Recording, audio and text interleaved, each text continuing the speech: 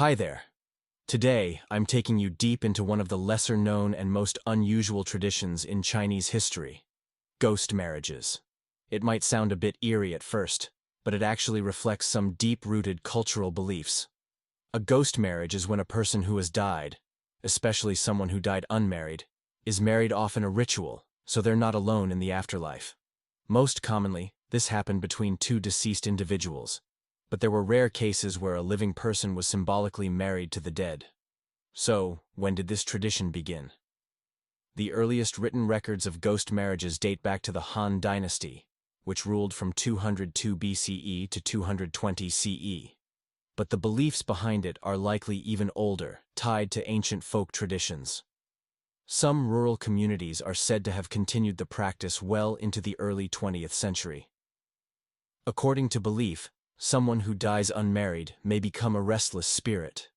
Especially in the case of unmarried men, it was feared their lonely souls might bring misfortune to the living. So, families would try to find them a symbolic spouse to bring peace to their spirit and protect the family's honor.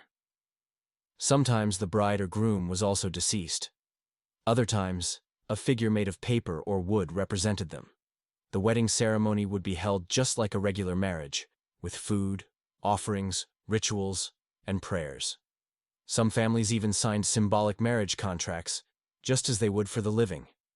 In rarer cases, a living young woman might be married off to a deceased man, often at the request of his family. From that moment on, she was seen as their daughter-in-law. She might move in with the family, and in some instances, never marry again.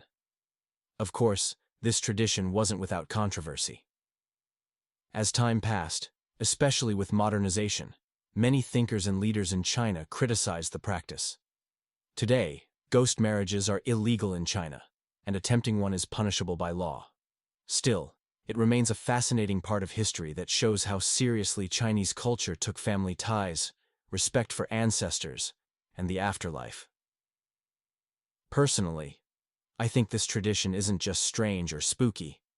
It also reveals how deeply people once believed in bonds that could outlast even death. So what do you think? How would you feel about a bond that continues beyond the grave? Let me know in the comments. If you enjoy this kind of content, don't forget to like the video and subscribe to the channel. In the next video, we'll open the door to another mysterious world. See you soon.